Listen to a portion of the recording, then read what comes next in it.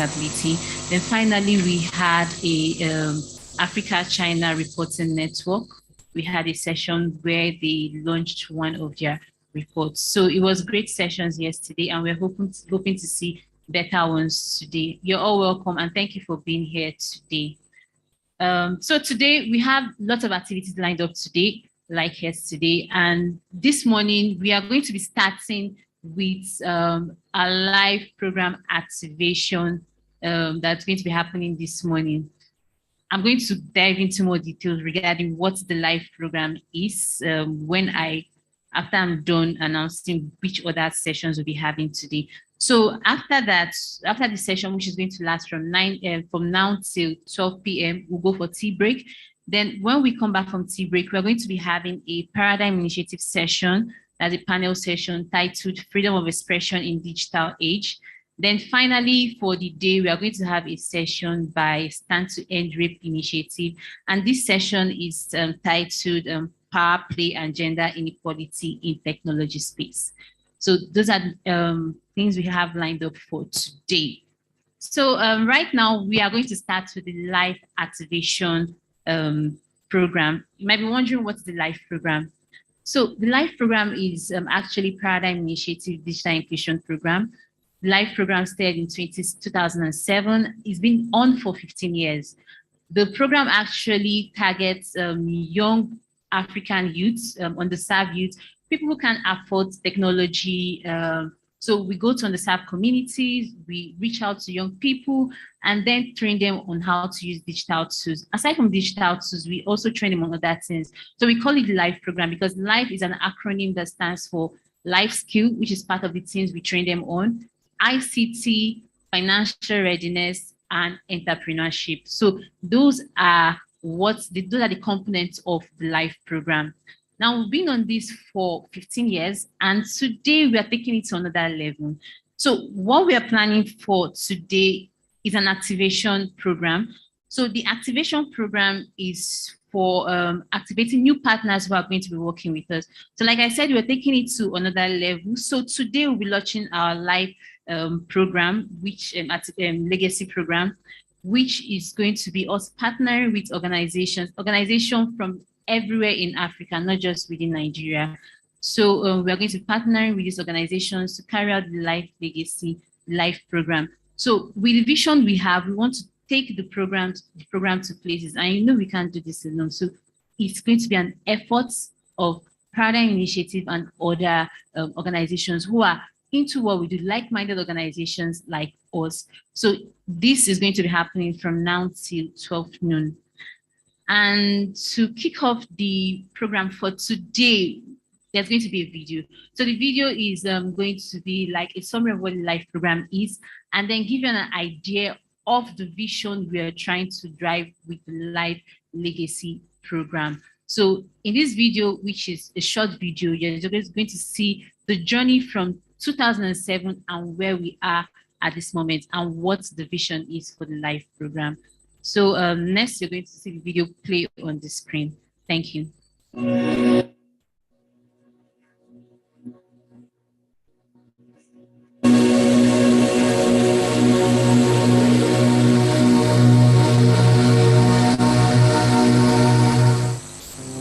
Let me ask, where will you be in 5 or 10 years? What would you be doing? Where would you be? Where do you want to be in 5 or 10 years? Be careful before you answer. Be careful. 3 of you are raising your hand. Are you sure you really want to answer? Okay, the 3 of you are sure. Okay, just 2 of you now. I'll embarrass you with the question I'm about to ask. And if you don't get the answer right, you leave this training right away. And I'm serious about that. Okay, you know what I just did? I've just presented to you what life would always do. Life would try to scare you. But only the bold, only those who are able to keep their hand up, even when they're being threatened. I saw that she was going to put her hand down. Like, hey, let's see this man go talk now. Look, I'm not going to embarrass myself. And then she put it up. And I love the boldness that I see. Now, that is the attitude I want all of you to have. One of the questions that I asked anybody I interviewed is, tell me how you have failed before and what you did about it. Because I think failure might be an opportunity. 15 years ago, the live program began in a small cyber cafe in the Ajegule neighborhood in Lagos, teaching young boys and girls how to see the world and access information from a digital device. We began with teaching them with books, then we moved to practical sessions in the cyber cafe on real computers. You know what I just did? I've just presented to you what life will always do. Life will try to scare you. But only the bold, only those who are able to keep their hand up, even when they're being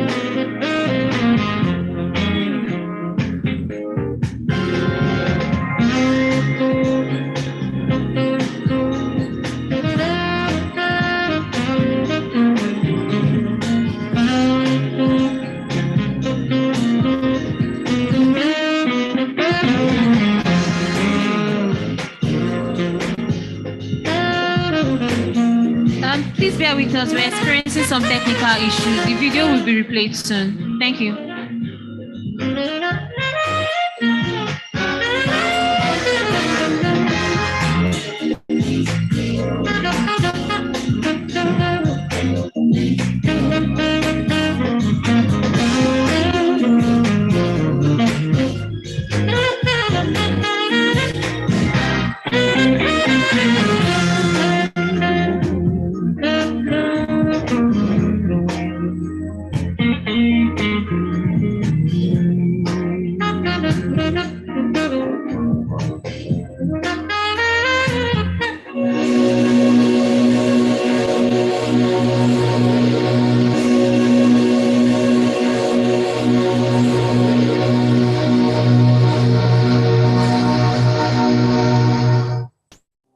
Let me ask, where will you be in 5 or 10 years? What would you be doing? Where would you be? Where do you want to be in 5 or 10 years? Be careful before you answer.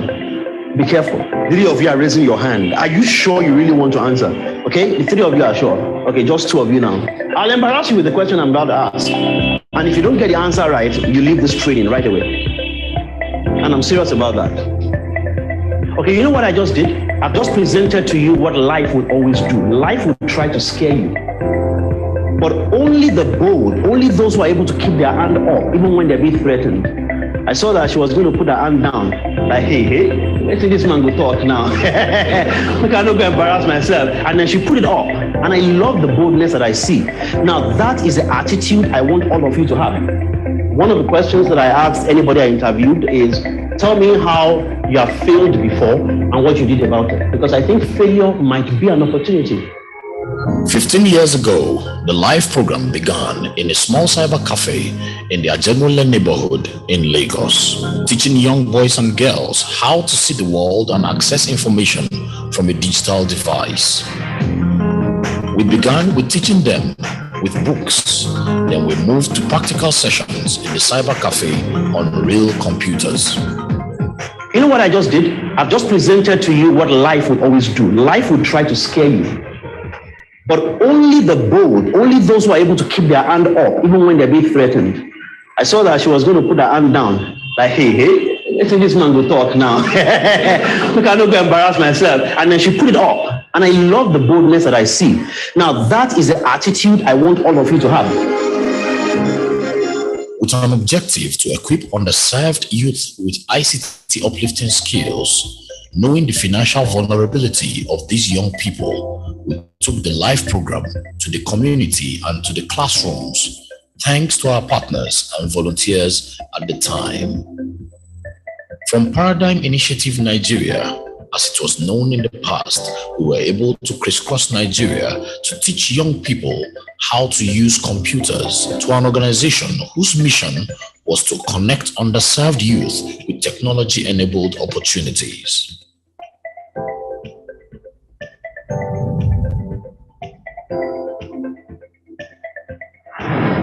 We began the live program in 2007 through ajegunle.org. In 2012, the first live training center was opened in Ajegunle. In 2014, the live program was introduced in the southeast Nigeria with the opening of an office in Aba, Abia State. In northwest Nigeria, precisely Dakata, Kano State, we opened our live training center in 2016. In 2017, we took the live training program to secondary schools and called it Life at Schools Club. In 2020, due to the COVID-19 pandemic, we started virtual live training. Through this medium, we were able to reach young people in 12 African countries like Cameroon, Cote d'Ivoire, Gambia, Ghana, Kenya, Liberia, Nigeria, Senegal, South Sudan, Tanzania, Uganda, and Zimbabwe. In 2021, we expanded the program to the states of Ogun, Kebbi, and Rivers by partnering with several likewise organizations, including Mentor and African Child Initiative, Startup Kebbi, and Youth and Women Empowerment Center, UWEC. In 2021, we started the live training in Senegal through the opening of our Senegal office and live training center in Thiers.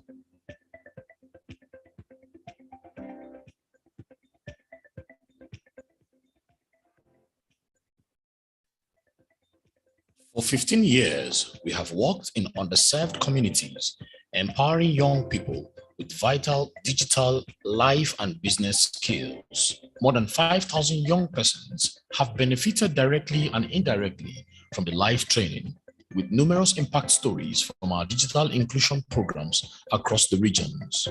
Some of these impact stories are featured in our Echoes from Life magazines, showcasing our inclusion work and the stories of some of the young people who have benefited from the training.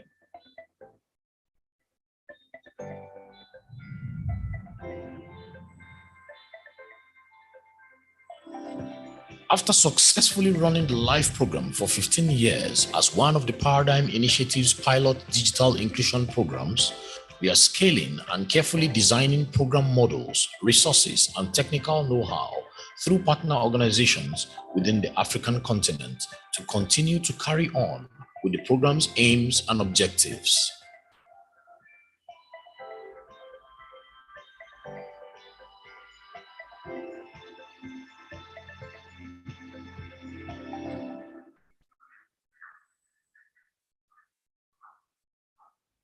Thank you. So that's just a summary of Paradigm Initiative journey from 27 to present. And right now, I want to call up someone, the founder of Paradigm Initiative, Executive Director of Paradigm Initiative, Benga Shiso.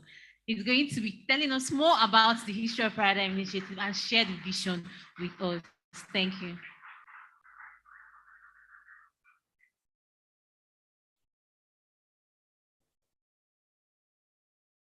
Stay with me. You're not going anywhere yet. I'm going to ask everyone else, if you know you're guilty of being responsible for the 15 years at Paradigm Initiative. Tosin, by the way, the slim guy you saw in that picture that looked like he was looking for food and nutrition is now almost 1.3456 my size. I'm going to ask every member of the live team to please come up. Tosin is in the room. They used to be called members of a digital inclusion team. They're waiting for Tosin to come up first. I almost said Timmy. That's understandable. I haven't seen that for almost 2 weeks. Is it?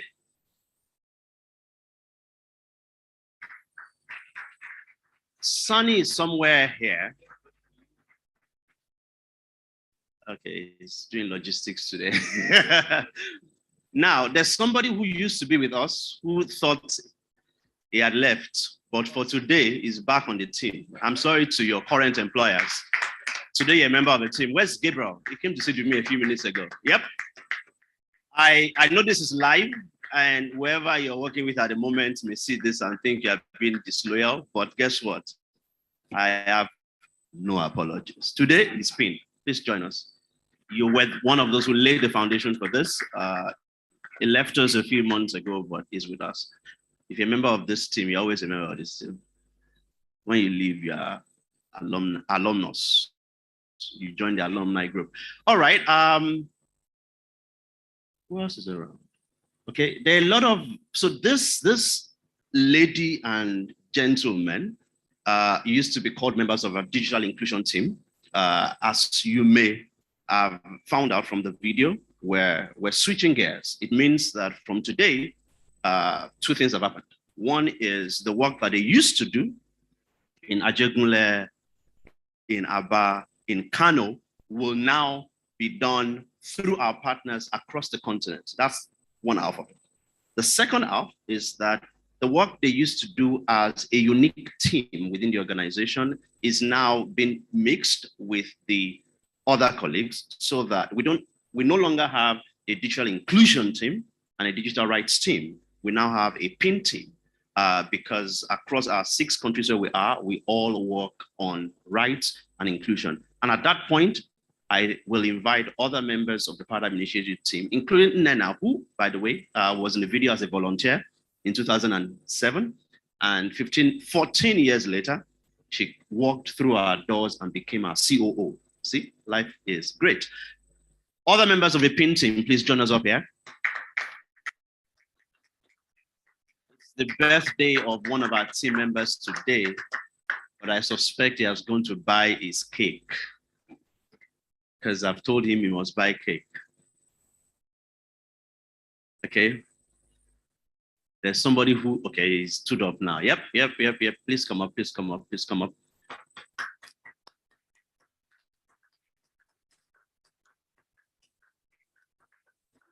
So, Kenneth, whatever happens to anything outside, it's okay.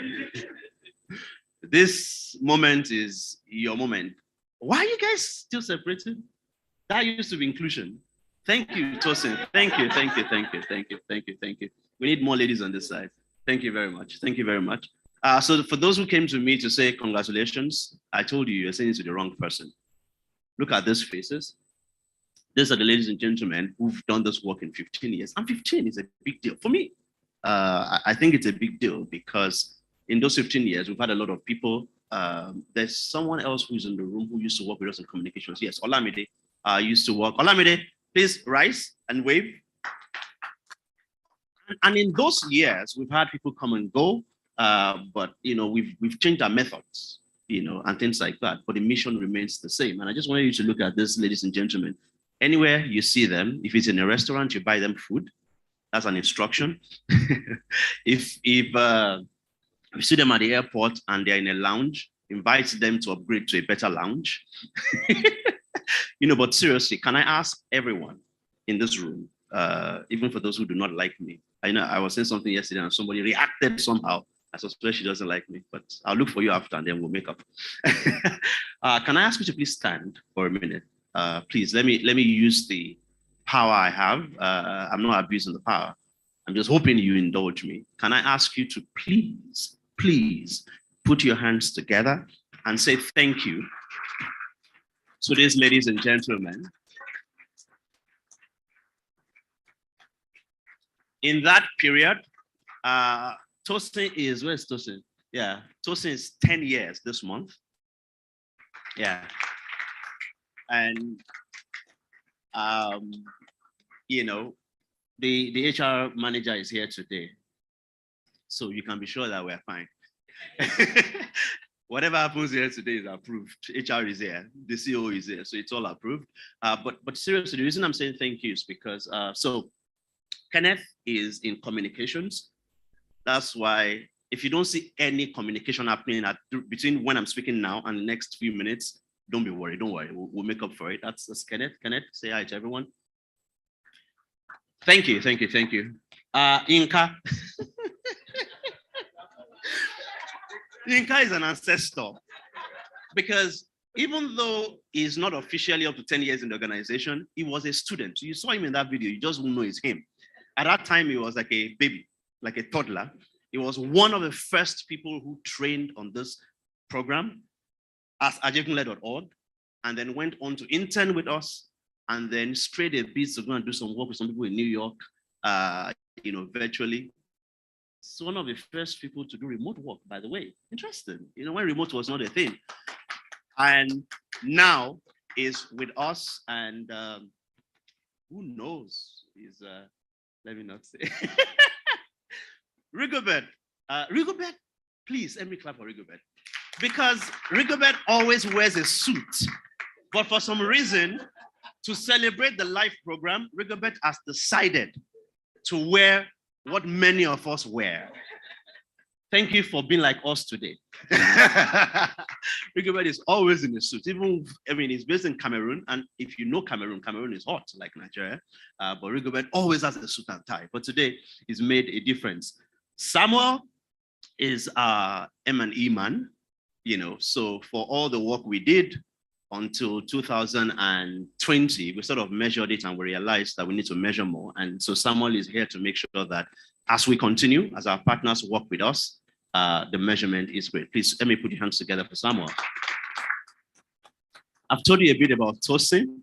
Tosin used to sell cars before he came to sell hope. And I think it's a better thing to sell. Cars can crash. If you drive in Lagos, they will scratch your car. It's normal. Everybody has a Lagos badge on their car. It's that thing. You see it on the bumper. It's like a few scratches. That's a Lagos sticker. So Tosin has since then been given hope, and you see everything you saw in that, in that 15 years. Tosin rose from being, I don't know if it was ever a program assistant. I think he just went straight to become program manager. I'm just kidding. Of course, he rose through the ranks. All right. Even though I can't see her because Khadija is covering her, I think yes, that's Oyinda. Oyinda is our HR manager. When it comes to getting the right people on the right seat on the bus, and also working with the CEO to make sure that the teams now work together. Please put your hands together for.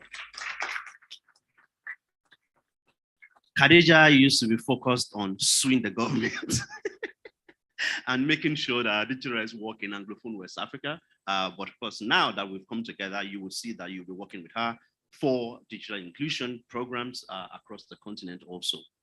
Khadija, for you. I have to thank Dodea very well because there's something she's doing for me at the moment. If it doesn't go well, then I'll be stranded, right? I won't say more. Others in the organization understand it. Okay, so thank you, Dodea. Special thank you to you. Now you deliver tomorrow, right? Dodea is in communications, and she's also based in our Abuja office. I forgot to tell you where others are based, but it's okay. You get to know. Dodea, thank you very much. I'll jump, and I'm sure you understand why. Angela, there's a nickname they call her in the office, but I can't call her that nickname. You know, I don't know why there's some names you can't call people. But Angela was in Ajegunle. She's now at the HQ. And apart from that, she's also now fulfilling two roles, both programs and IT, because she's actually a computer science graduate. So we're glad that you are giving hope and giving code. Thank you very much. Eze Buruburu. In every organization, you need someone that has a different political opinion from yours. Eze is the PDP to my APC. I am no longer APC. I've since divorced Buhari for many reasons, but during the 2015 process, Eze and I just did not exchange blows, but we exchanged philosophical arguments. But Eze, joined us to manage the Southeast program, which has now extended into the South-South. And of course, will continue to do a lot of work with us in that area. Okay, Thobekile, who, by the way, is responsible for DRIF as our community manager, working together with other members of the team. She's based in Zimbabwe. Yes, you are in Nigeria today, we know. She's been traveling a lot. I'm sure she's not sure where she woke up this morning, but you're in Nigeria. This is Lagos, Nigeria, okay? Yeah, you can be sure of that. Thobekile is our community manager, partnerships, advocacy, and all of those things. That's what Thobekile does for us.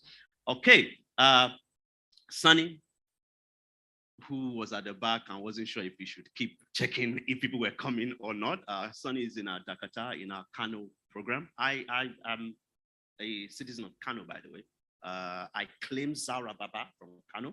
I'm one of those Nigerians. You can't put me in any state. I don't believe in state of origin. So he's from my state, from Kano. And he used to be on the digital inclusion team, but he's now a member of various teams in the organization. Sunny, thank you. Like I said, Gabriel helped us to get to the point where the Life Legacy program was going to start. And he looked around and said, my job is done. And he moved on. But today, thank you. And of course, to my Oga, our Chief Operating Officer, putting everything together to make sure the operations go well. Nena, she used to be a volunteer. You probably saw her in the video. One of the iconic photos from the Life program is the photo of Nena putting her hand behind a lady. I don't think anyone knew what that moment went when we were taking the picture, but later it became the picture that talks about empowering girls and women empowering girls. And it sort of really represented what everyone is now talking about in terms of supporting women. So thank you for giving us that picture then, and for walking back through our doors. She went around the world, to go and study and other things. But guess what? East or West? Home is best. She's back home now. All right, ladies and gentlemen, please once again put your hands together for the Paradigm Initiative team as they go to take their seats. And I can now do what Angela asked me to do. Yes. We have team members, of course, who are not here today. But one of the things that will happen at the end of the day, not just the end of the day, of course, at the end of the forum, is you will get a chance to meet every member of the Paradigm Initiative team. And, so I'm saying thank you to the ladies and gentlemen who are here on behalf of others. There are 23 others, apart from myself. There are 24 of us at Paradigm Initiative. And so that's not the entire team. That's part of a team. Saying thank you to everyone for what they've done. So how did we get here? It's April 2022. If you rewind time, if you could rewind time to 15 years ago, it was on April 30. I'd resigned from paid employment. Okay, I'm still being paid. So I resigned on February 13, a day before Valentine's Day, for obvious reasons, in 2007. And then took some time off and think about what we could do next. And on April 30, on the way back into Nigeria, I started scribbling a few things that I thought about, what we could do. It was very clear, that one thing that had worked for me as an individual was the fact that I learned how to use computers. I started sending email, and it literally changed my life. I didn't have to do an interview to get my first job. All I did was to send an email, and then I got an email response, and then they told me to show up. And I knew that this was in a country where they said there were no jobs. So this is what computers can do. I was already making, sending emails to people who I could not even meet in person. I remember writing to Philip Emeguali. Some of you will know the name, some of you will not. Philip Emeguali, some controversy happened, a few years ago, but he was literally the most popular Nigerian as far as technology was concerned in the late 90s. And I'd written to him, invited him, he had written back to me. All that happened because of technology. And so we decided we were going to start doing the same thing for other young people and to make sure that what I experienced when I was in secondary school did not happen to anyone else again. I don't know if you've heard someone crack this joke before that if you don't do this, what happened in 1977 will happen now. In 1991, I experienced the most embarrassing situation in my life ever. I was denied access to a computer lab, even though others were allowed. And as a child who is 13, 14, if others are allowed to do something and you're not allowed to do it, they're basically telling you you are much less than they are. It was in a computer room. I had no idea it was a computer. I just knew it was important. And so a few years later, decided, we're going to do the same thing with young people. We started in Ajegunle because I'd been invited to the community to come and talk to young people. And when we got there, typically people ask questions about what can you do with a computer? Can you do this? Can you do that? It was a bit different in Ajegunle. One of the questions I got was, how can this help me to make money so that my younger sister can also go to school? I thought that was weird. I mean, everybody wants to know how to move a mouse. You're asking about how to make money from computers. And so it was a natural choice to start in Ajegunle. And as you've seen in the video has done my job for me. That is the story of what happened. And I'm looking at the room now and I'm seeing people who, of course, if you've gone through the live program, please stand, including Inkai again. I think even though, Alfred, this is you, right?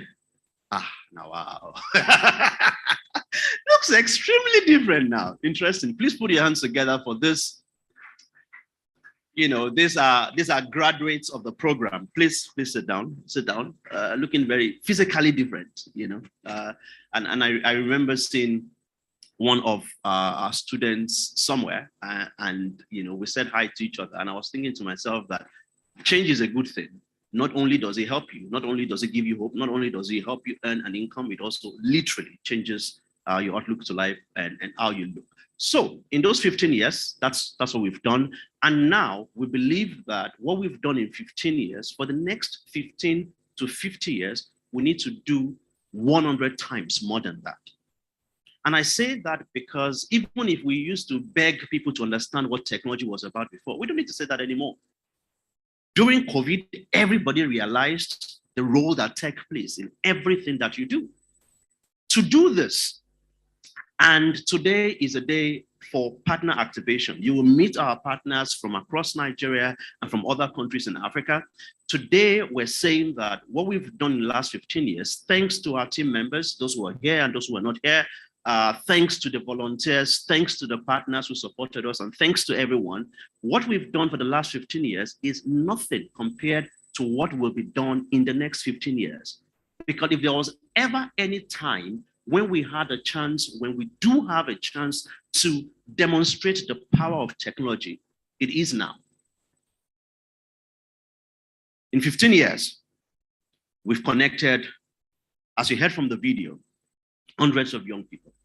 Going forward, we believe that the numbers that need to be connected are in their millions.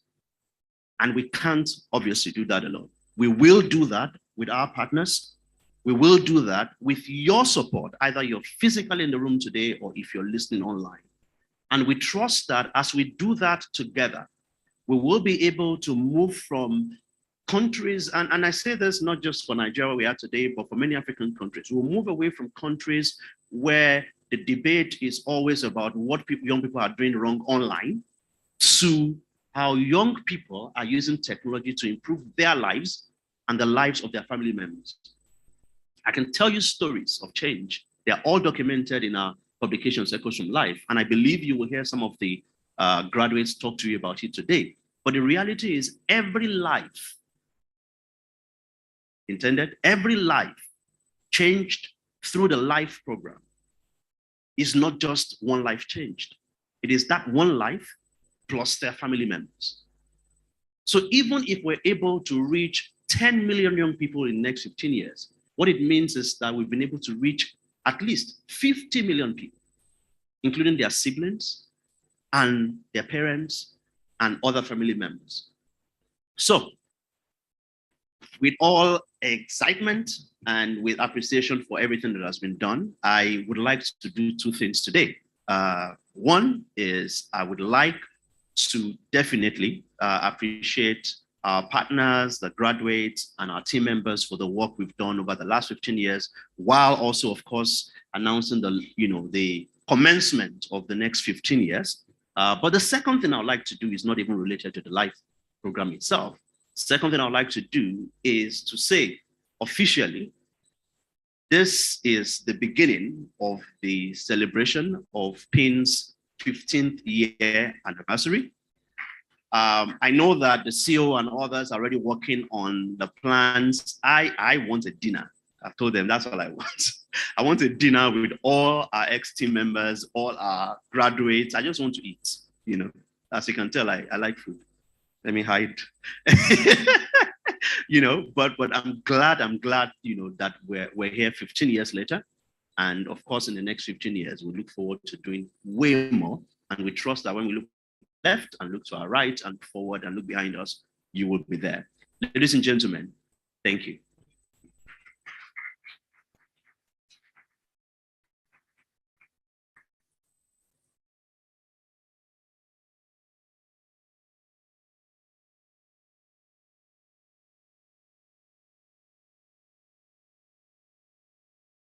Thank you, everyone, once more. And it's my pleasure to, at this point,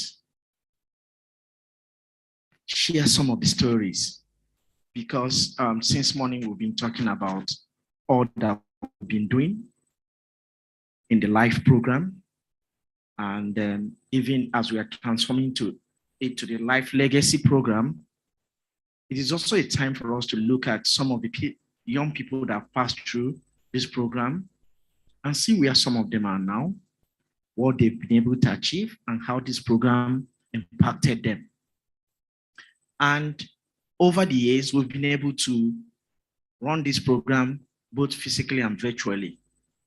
So we are going to start with an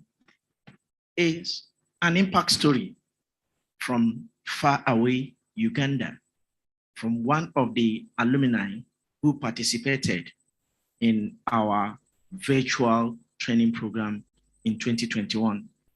The media, can you help me play the Alex video for his impact story from Uganda?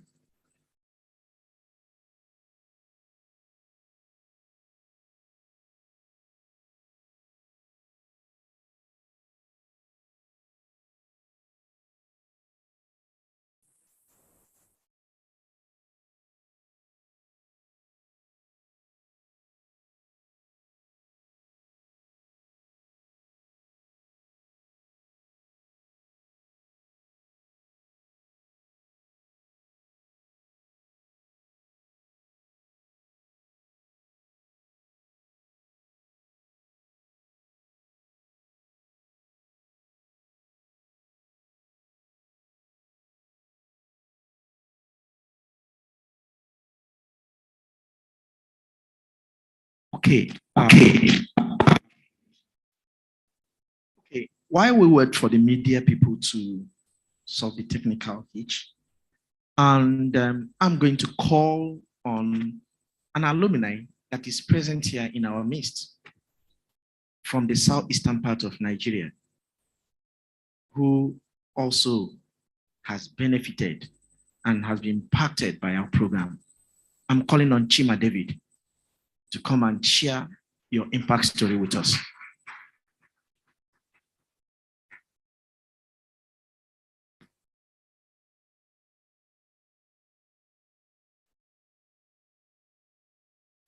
Good everyone. My name is Chima David. So I'm from the Southeast, and from the Southeast, there is a saying you have, usually say, Beke Wabara. And when you translate into English, it literally means the white man is a god. We use this phrase whenever you come across brilliant things and inventions or things we like that other people created, and that was true for me. And it was even much more extreme than that. It was not just the whites, it was everybody else. I used to think everybody was like a god to me. Everybody was better than I am, and I didn't have the skills or the ability to compete. This program changed that. The life program literally changed my life. When I heard about this program, it was about ICT, and I really liked computers, so I applied. And when I came to the office, I met Mr. Heze, and little did I know that I was in for so much more. I felt I was coming to learn computers, but I didn't know I was coming to get a rebate. Just like they said, it's a life program, and I got skills that equip me for life. And this is true for me. This is true for some of my friends here, and this is true for most of us back at home. We have received skills. We have received things that have changed our perspectives to life. Things have changed. I remember the first day I came in here, it was an orientation, and it was Mr. He was talking to us for about just 30 minutes, and he said something that has stuck in my mind, and that thing remains present to today. He walked in, and he just said to us, here, our first word is action. And after explaining what he meant, that stuff stick with me. And I still remember it today. I still tell myself often and on, Chima David, you lose 100% of the shots you don't take. Our first word is action. And I realized this is the problem I have, and this is the problem a lot of young people have. We have brilliant ideas, we have dreams, but we don't step out to take action about them. This program taught me to do things. It went beyond just ICT for me. It literally changed my life. I could spend the next 1 week talking about the great things I learned, the great things I've experienced, but I can tell you for a fact that this program has reinvented me. Right now, I run a branding agency that helps especially businesses communicate what they do through motion and graphic design. And most of the people I work with are also alumni of this program too. If not for the impact PI has on our lives, we'll not be able to do what we do. So take it from me, from my experience, this program is life-changing. And I'm really, really excited a lot of young people across Africa is going to experience this. I just wish everybody in the whole world could get to feel what this program is like and get the change this program brings. Thank you. Thank you so much, Chima. Thank you. The media, I don't know whether we are ready now to get Alex's impact story.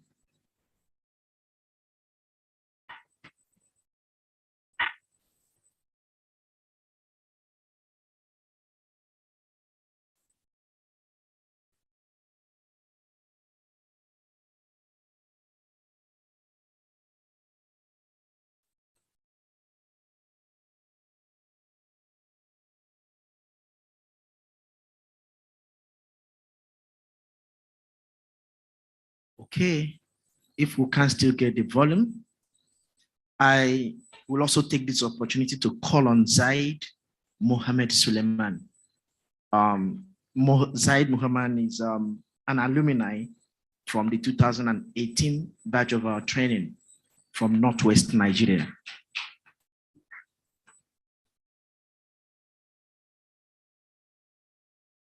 Good morning, everyone. My name is Zaid Mohammed Suleiman from Kano State Ethical Life Center. So I'm also part of the alumni that benefited from this program.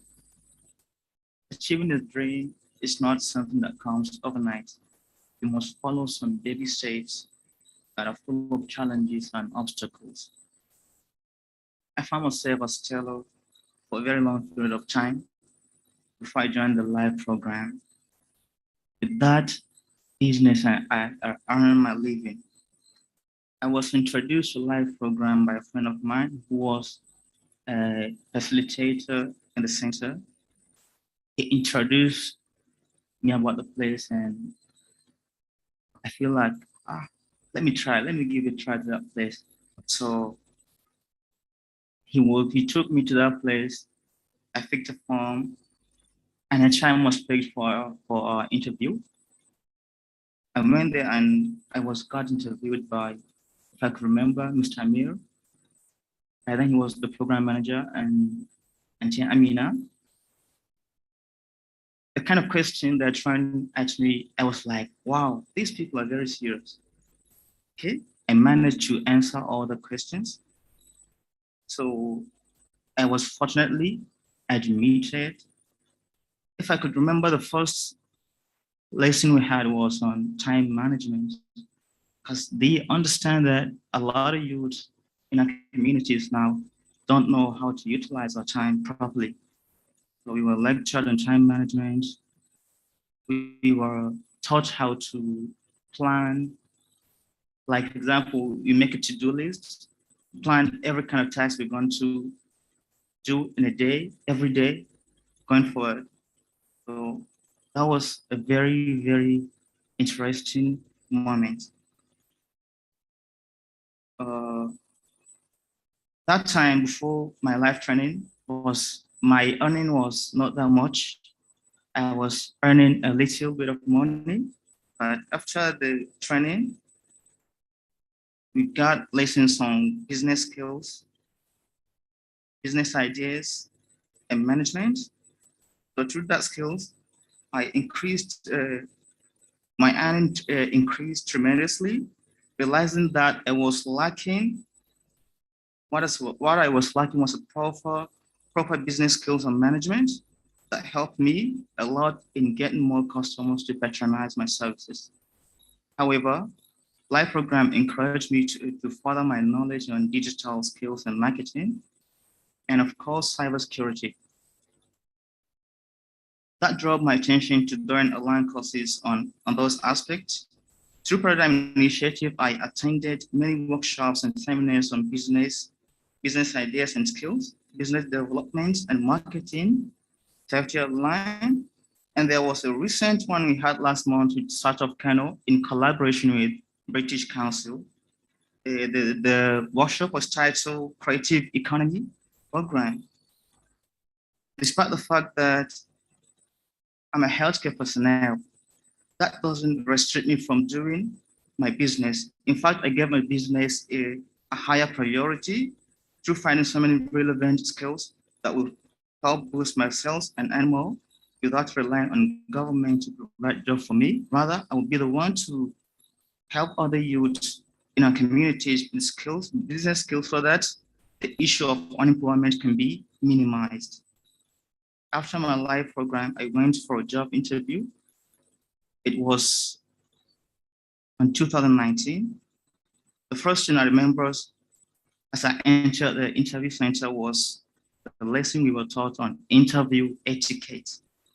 I applied those skills, and unfortunately, I got involved with that NGO. The NGO was New Age Financials. New Age Financials, yes. Paradigm Initiative also encouraged me to see how I can be able to help when it comes to the issue of computer literacy and lack of digital skills among youth through giving out free training to some of the youth by attending their various schools and offering free computer and digital skills training. Not only students, but giving the training to our siblings and other community members that might be in need of the program.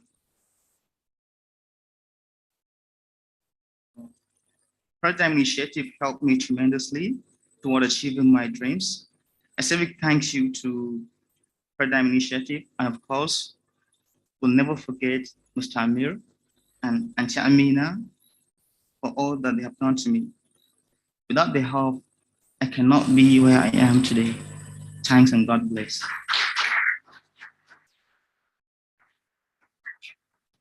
Thank you so much, Said. And we know that because of time and distance, most of the communities where we've worked, you have a whole lot of these stories that it can take us the whole day to get all of them. At this point, I want to call on our alumni from the Northwest region who was also a beneficiary of this program. Tosin, he came. So come and share your impact story.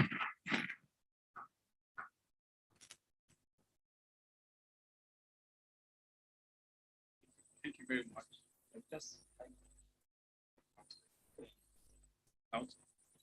And my name is Tosin Kuyiminu.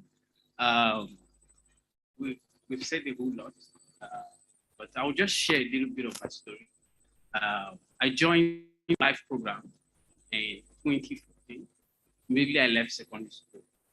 My dad was a bit particular about, you can't stay in the house, sit down in the house, always fiddling with your food. Get something doing for it. So at first, I was working in a factory somewhere in Apapa, Lagos. A very short boy like this, just doing hustling for himself like a proper Lagosian. And from there, I got to hear the opportunity from my elder brother, and I applied. I was privileged to learn ICT skills, and beyond all of that, just talking about digital literacy, technology, and all of that. The training went beyond that for me, to the state where I would just like to rephrase what someone said from the program yesterday. Technology is not actually made to be technical.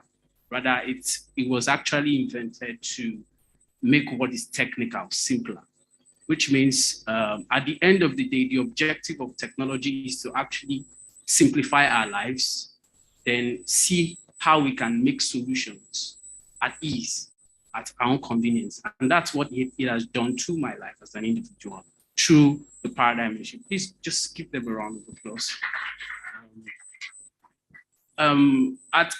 At first, it was difficult to actually find out what I wanted to do because I could do a lot of things. I could talk, I could sing, I could write.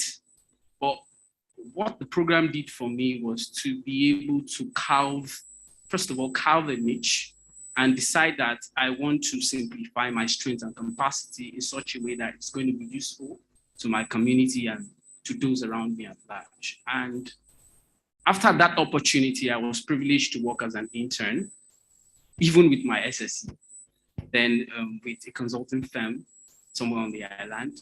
That experience grew. It made me become more confident. And it wasn't just about the tool. It became the person inside of me. I remember then in 2015, I think I was 20 years old then. And I was telling my boss, I told her one day in the office, I said, Ma, I really see myself becoming a business consultant when I'm 25. And she looked at me like, wow, 25 years old. Do you know the number of experience you need to gather, the programs you need to go for, the degrees you would need to have? And interestingly, if there's anything I've learned in the 21st century is nothing is actually impossible.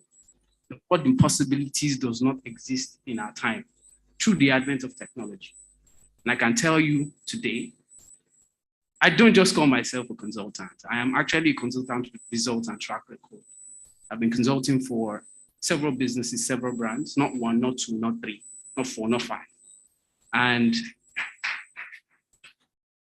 through this experience, you can see how the average nobody coming from a less privileged community anywhere in the world can become somebody significant and will become that voice that everybody wants to listen to because of technology.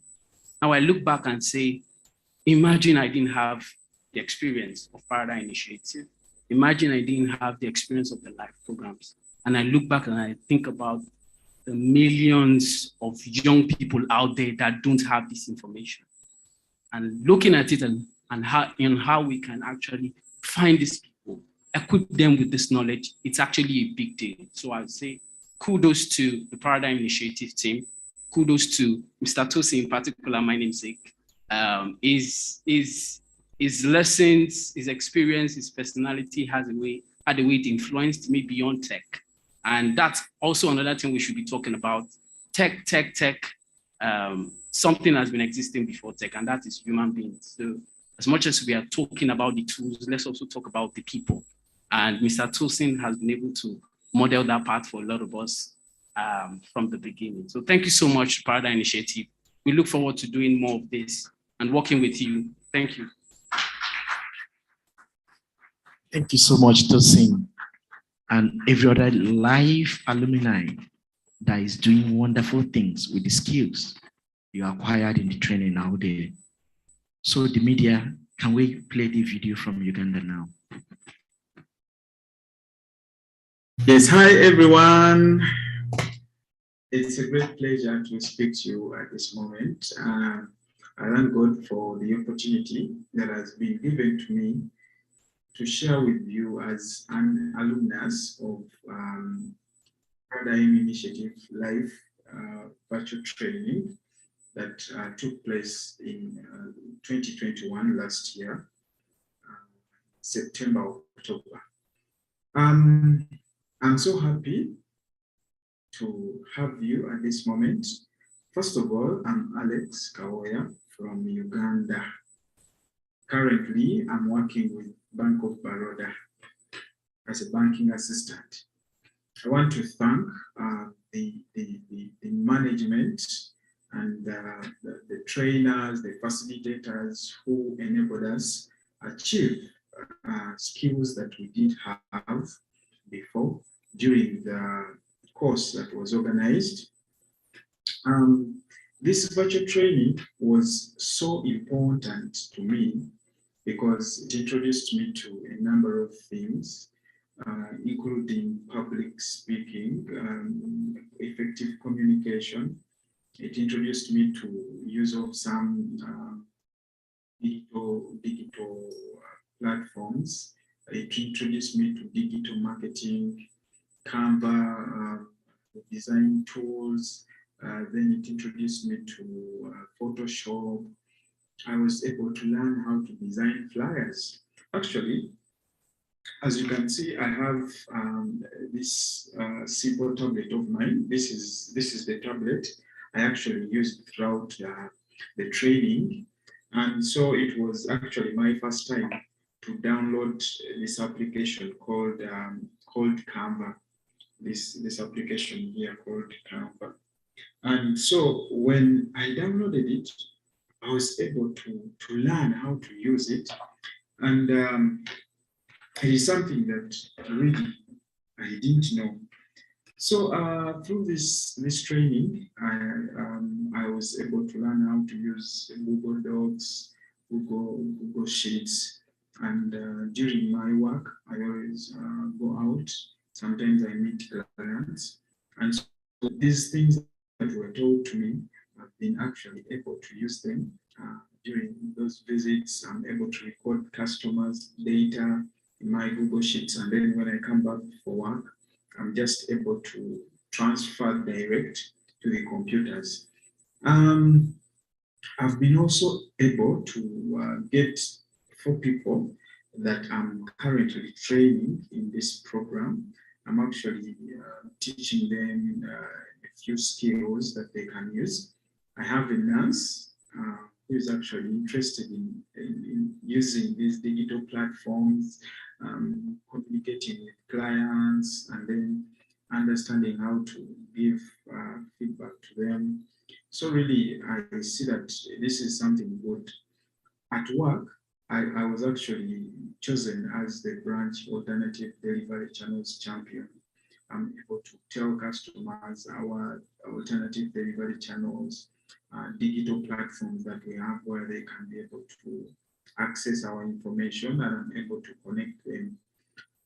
One of the things I want to do, we operate a school, and I want to develop an application that is able to have localized content of our learners. Learners are able to get information from there, and teachers are able to get the content from that application.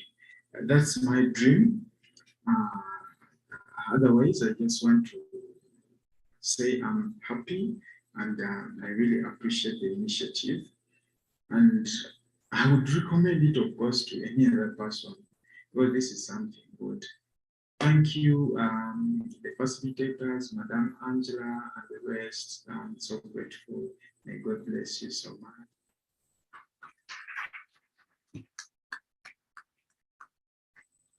Thank you so much for listening. At this point, I'll be inviting Padam Initiative Chief Operating Officer to the podium for her presentation.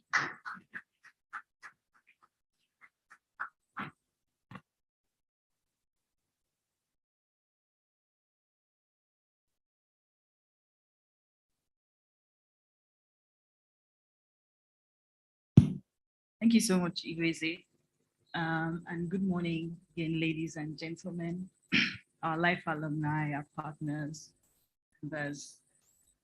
It's great to be here. Fantastic to be celebrating with everyone today. So Sani had asked me to talk to you guys for a few minutes on why we need partnership, to drive growth in the ecosystem. So the theme of this year's DRIF is towards a digitally inclusive Africa. And I think the stories we've just listened to this morning, I think they've done the job for me, to demonstrate the impact that the programs like the LIFE program, capacity building programs like the LIFE program have in Africa and in our communities. So I don't think I have words that will be as powerful, as listening to people's lived experience, people's life-changing stories. But as we say in Nigeria, we move. So thank you for sharing your experiences with us, Chima, Tosin, Alex, Zaid. It's great to meet you this morning as well. Congratulations on all your achievements, and we will continue to work with you on your journey, as we grow and flourish together. So the vision is a digitally inclusive Africa. I believe there is, to a large extent, consensus on what we need to do when it comes to digital empowerment, because we know that a digitally literate youth population is a catalyst for economic growth. Our collective goal of a digitally inclusive Africa is crucial, not just for the livelihoods of young Africans, as we've heard, and their immediate communities, but for sustainable development and prosperity on the continent. A thriving workforce and vibrant youth community, among other things, equals a prosperous Africa. At the same time, as an organization that is also focused on the promotion and development of digital policy, digital literacy is the foundation that we must lay to build upon, because how do we raise awareness of what is not understood? PIN's mission was and is to connect underserved African youth to digital opportunities. The symptom of the problem that we work to address is youth unemployment, which is worsening. We have all seen that's even compounded further by the COVID-19 pandemic. Evidence demonstrates that digital technology enables economic growth. All of us in this room can attest in one form or another how access to digital literacy has improved our lives and the lives of those around us. Our continent is so blessed, and it's a hotbed of opportunity. Every day we hear news of the constant stream of investment announcements. We hear tech startups coming up that are led by vibrant young Africans who also provide more opportunities for their peers. We're constantly smashing ceilings and records in all fields. We have the talent and we have the capacity, but the digital gap continues to widen with every new development. Digital advancements is not going to stop or slow down for us. And this is why we do the work that we do. The LIFE alumni here today embody the objectives and the lessons from 15 years of this work. Real impact in the lives and communities of youth who are digitally empowered. Young Africans who can confidently navigate the digital world and leverage their skills to access socioeconomic and educational opportunities from entrepreneurship, paid employment, and higher education. Starting in 2020, as we heard today, we scaled the LIFE program through local partners in Nigeria to build capacity in even more communities than we originally operated in. It was a pilot to test our theory.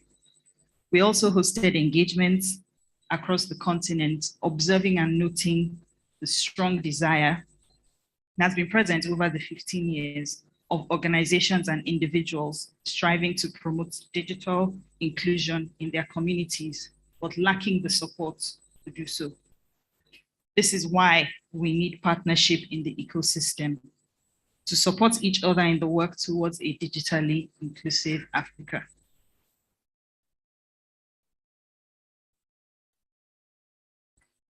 Collaboration is the name of the game. We go far when we go together. Collective effort always outweighs individual action because most times what looks like individual action is actually several people behind the scenes, several processes coming together, usually parts, moving parts that we don't see or iteration of specialized work. Basically, it takes a village. Take the LIFE program, for example. A major part of the LIFE model, as we heard from Alex, is the train the trainer component.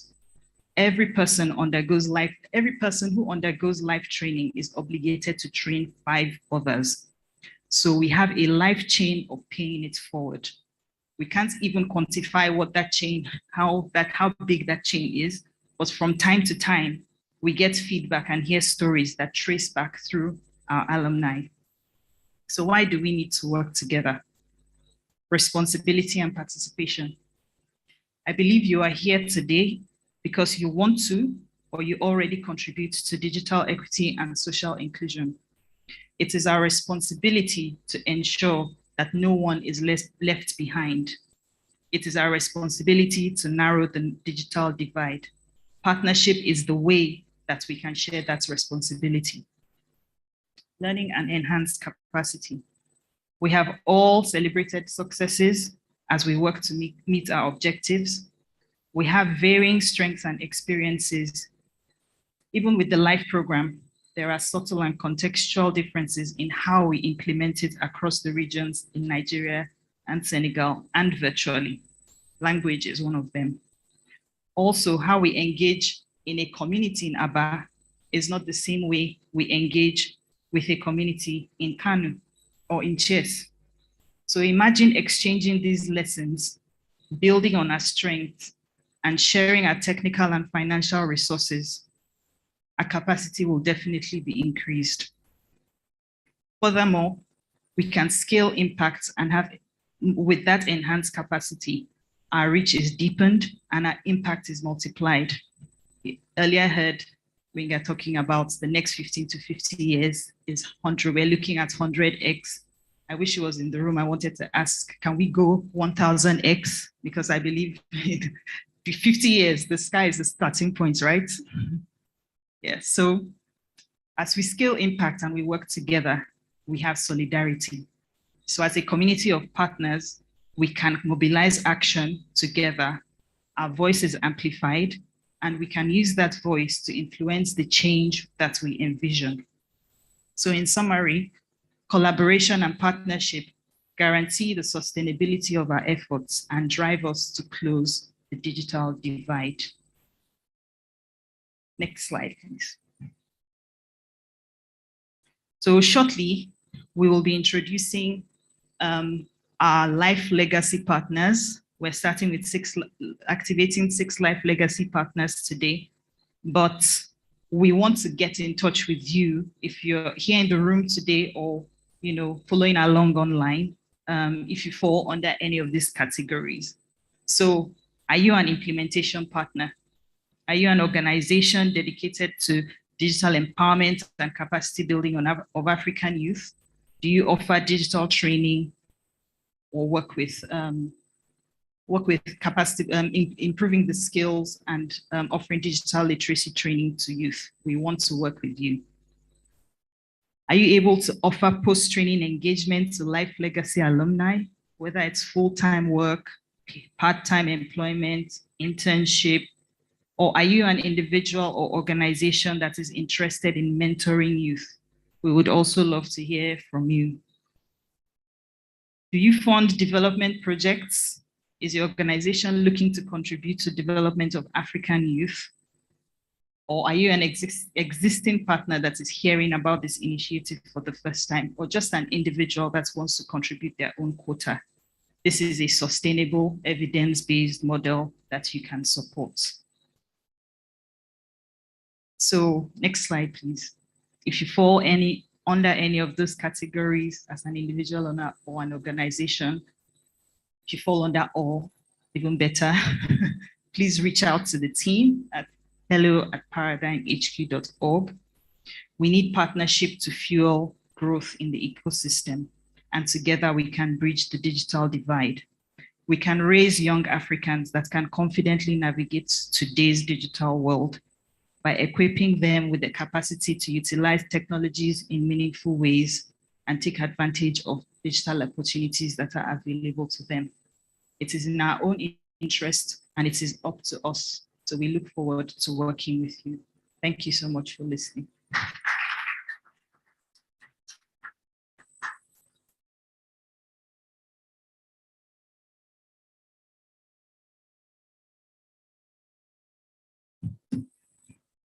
Thank you so much, Nina. There's a lot that I picked from what you said, and I was at some point thinking that is there a need for me to even do what I'm about to do now? Yeah, so from what you said now, I think there's something I'm going with now that says that we go far when we go together, which means that definitely the work that we've been doing or the work that we plan to do, it's something that we can't do alone. We need to ensure that we have partners that we work with and making sure that we get this done together. All being said, like everybody has mentioned now, it's a lot of things that we need to do going forward now means that it's something that we can't do alone. We need to ensure that we work with other partners in ensuring that we do this, meaning that we need, for us to scale up, for us to scale means that we need to work with other partners to ensure that this is possible. Yeah, I thankfully, like Benga mentioned, there was this team meeting that we had on one Friday morning like that. I didn't realize the fact that I've spent 10 years working with Paradigm Initiative until when Benga mentioned it, and I was like, seriously? And I think it's important. That said a lot to me. It means that, when you are doing something that you enjoy doing, you don't even know how much time you spent on it. It flows, like it happens, like, seriously, in fact, I had to go back and check my offer letter that day when you mentioned it that morning, just to be sure that actually I've really spent 10 years here. Because there's this fulfillment that working with Paradigm Initiative on that particular project. I love the fact that the whole lot of impact stories, there's a whole lot of life that has been transformed and all that. And honestly, that gives me so much joy. I had to go check the offer letter that day, that morning, just to be sure that truly have I really spent 10 years here. And I think that says a whole lot to a lot of us, because we know that it can be somehow frustrating when you are doing something that you don't love doing or something that you don't get fulfillment doing. But honestly, I've never for once regretted any seconds or any day doing what I'm doing. I love the fact that every young people that we've impacted have come back to come and tell us that thank you for what you have done for us. Thank you for the transformation and all that. And that says a whole lot to us. As an organization, we're more concerned about what happens to these young people after when they are done with the training. We are not even concerned about what happens to them during the training. Because I know that we've been able to create a lot of policy, a lot of process, a lot of structure around the program itself. But we are more concerned about what happens to them. And I think today is kind of emotional when I hear stories, when I hear what these young people have become after the training and all that. And I keep telling myself that what happens to them if, just let's imagine the fact that this training program was not designed, or we didn't come in contact with these young people.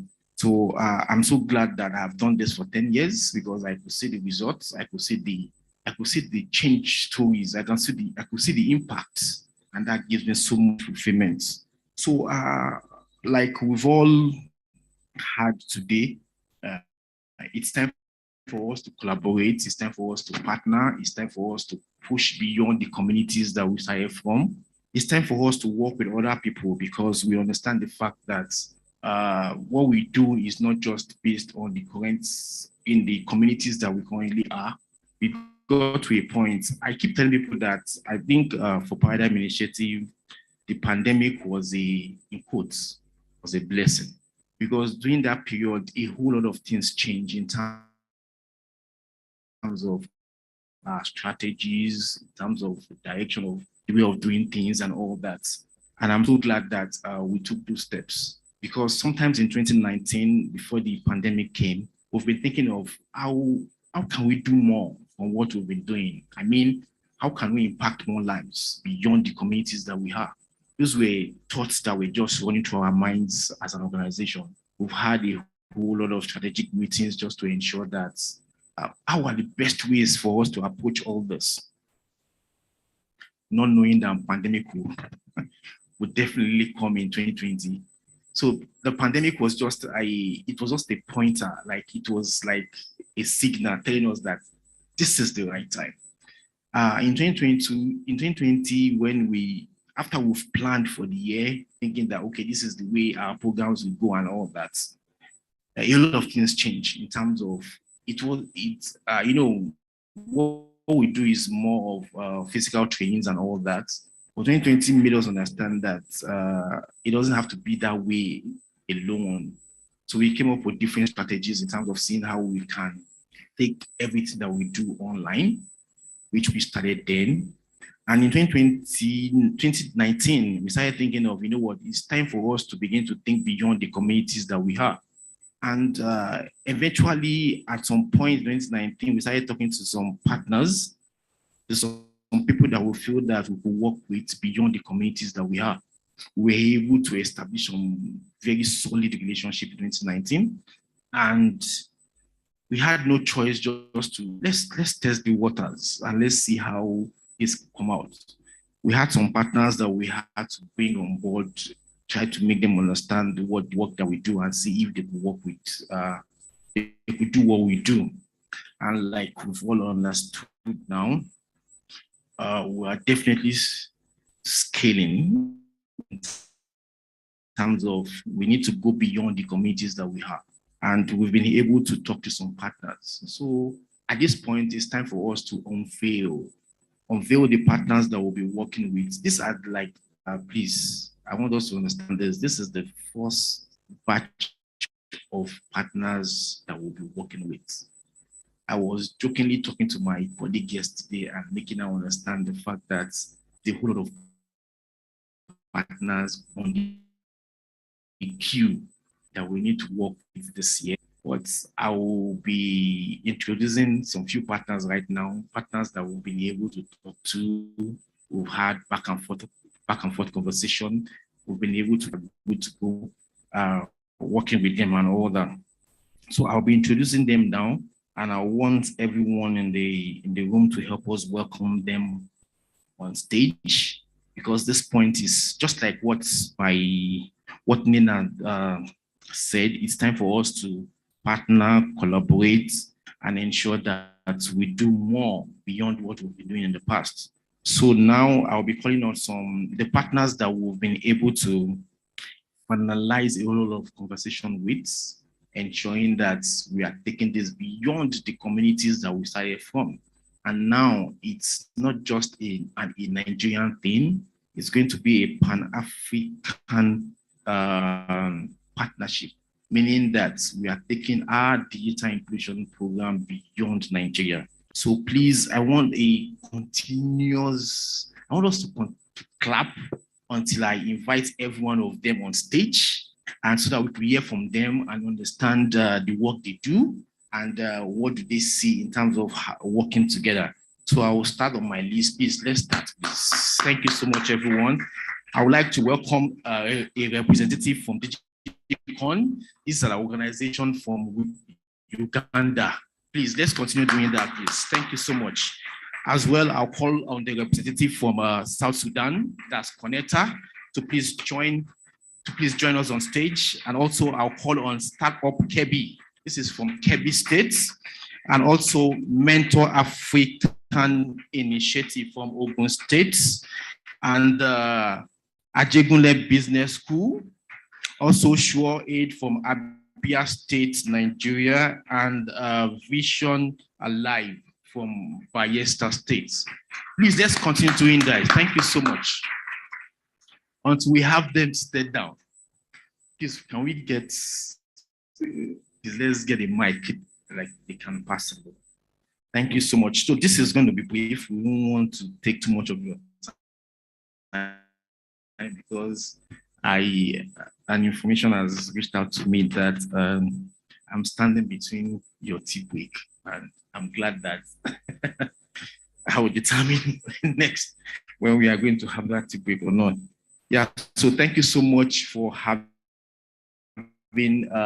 so these are the 7 partners that we are working with. These are like the first sure that the criteria are met. We've signed MOUs with them, ensuring that all the requirements are met, and we are sure that we are good to go with them.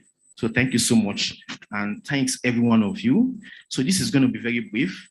So basically, the reason why you guys are here is just to tell us about the organization you work with, the work you do, and the way you, the outcomes, like, I mean, maybe the immediate outcomes in terms of what do you foresee concerning this partnership working with Paradigm Initiative.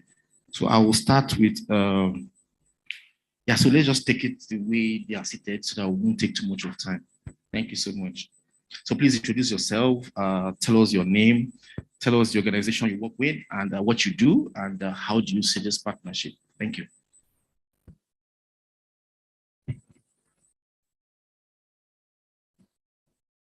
Thank you. Thank you very much, Tosin. Thank you to the PIN, amazing PIN team for setting this up. My name is Ikin Obudimba.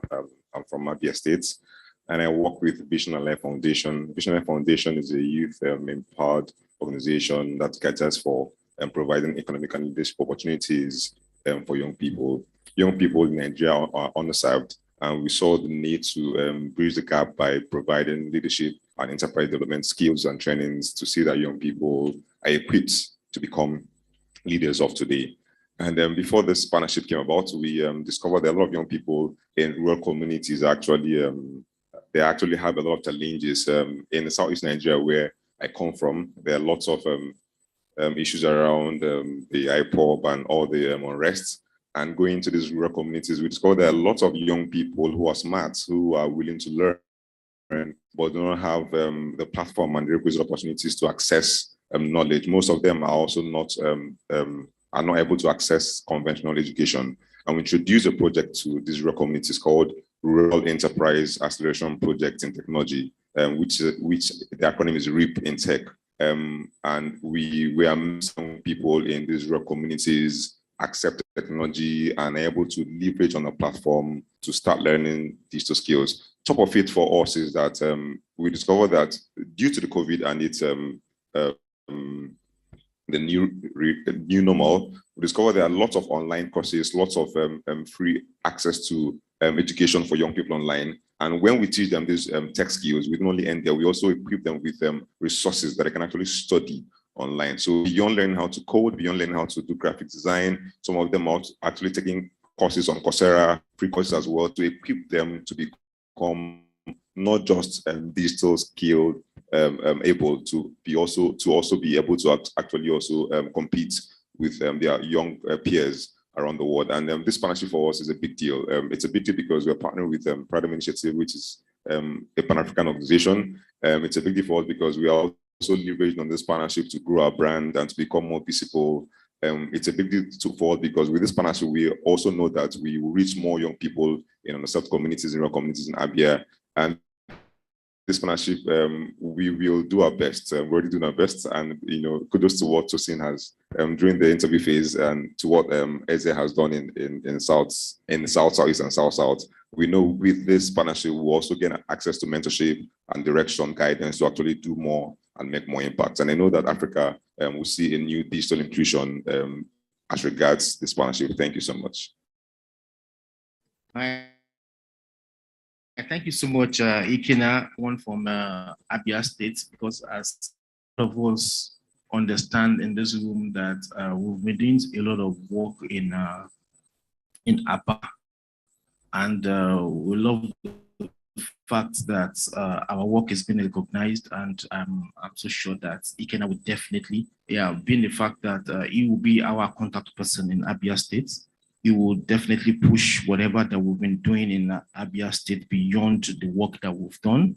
And we are so glad that we'll be working with you going forward. And thank you so much for accepting to work with us as an organization, because part of what we've understood as an organization is that there's a whole lot of young people out there that needs to be connected in the Southeast, and this is not some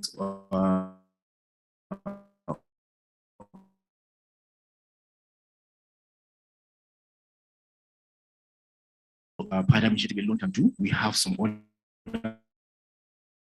organizations in the pipeline. Let me use that word, pipeline.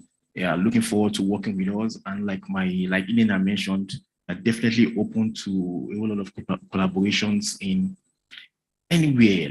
The important thing is that let's create as much awareness as possible, and let's ensure that a whole lot of these young people are being connected to this initiative, and making sure that, just like we've had from the alumni that have benefited in this program, we can't just stay where we are. We need to ensure that we move beyond where we are. So thank you so much, I call you IK. Thank you so much for accepting to work with us, and we are looking forward to doing great and awesome work with you. Thank you so much. So anyone else can go after him.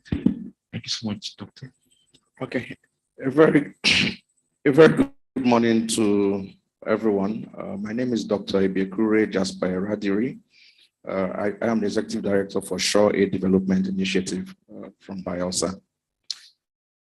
Shore Aid Development Initiative is a non-bank finance institution, but focused at entrepreneurship, innovation and technology, and SME support systems.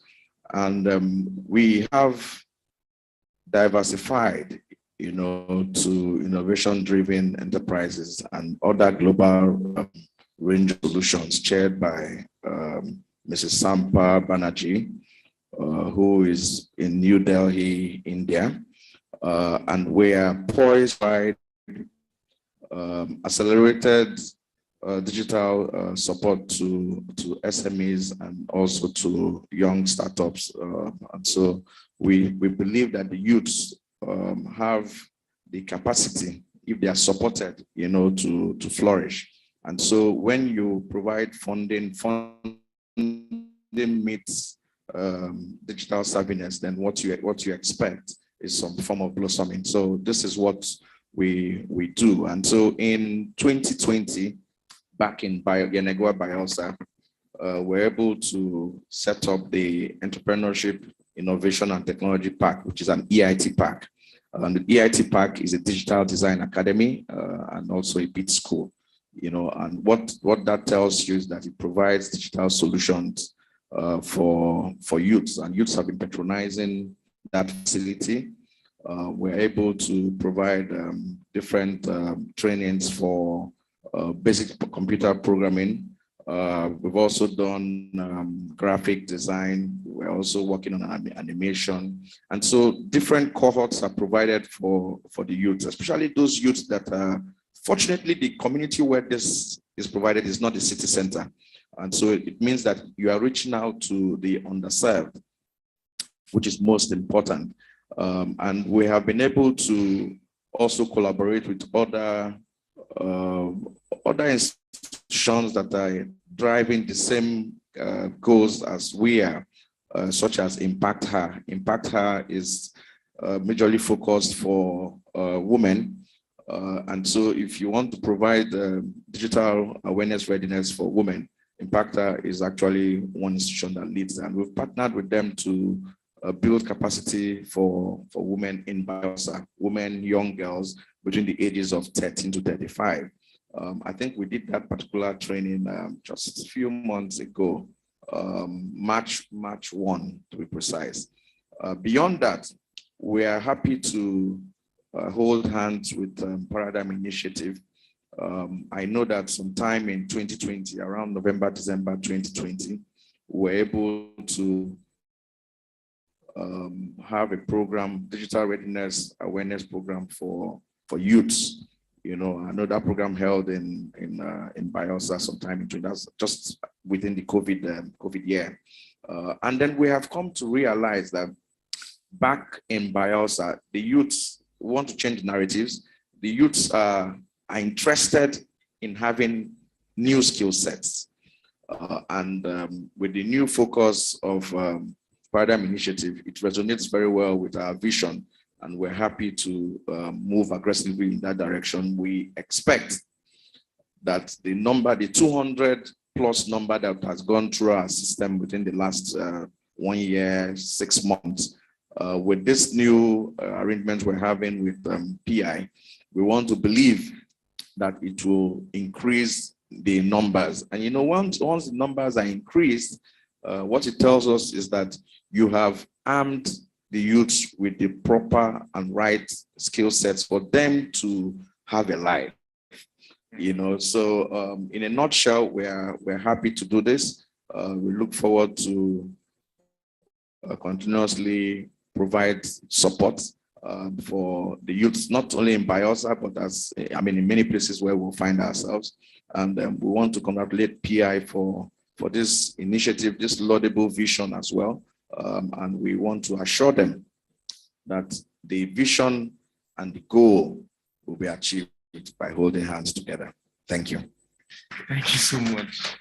Thank you so much, Doctor. It's very important to understand that, you know, for a very long time, we've been working within the Southeast region, and with the organization, we are confident that we'll be moving into the South, and beyond that, not just working with you alone. And we, you know, like we've all understood that what we do is not just for specific people. I think we are working towards making sure that as much as possible, young people are connected online and they understand how the digital technology works. So thank you so much for accepting to work with us and expanding our program into the South region of Nigeria. Thank you so much, Doctor. Yeah, so I think the next person is Mercy. Yes, good afternoon, everybody. My name is Awoliki Manu, Head of Operations of Mental and African Child Initiative, Mercy. Mercy's aim was actually to focus on children in low economy area, like startup areas. So we started our first off at Ogun State at Owu Primary School in Ogun State at Abeokuta. And we starting this, we noticed that one, it's more of a public school. They don't have access to computers. They go to school, they teach them about computers, but they don't have access to it. So the team came up and decided that, okay, we start with STEAM, not just that we started with STEAM, that is science, technology, engineering, arts and maths. So we started with STEAM. From STEAM, we moved to our digital equity programs, where we take them more of coding, more of coding initially. So along the line, Paradigm Initiative came in and we were able to start a live program there in Abeokuta. And now we have been able to expand and we are bringing it down to our office at Ikorodu too.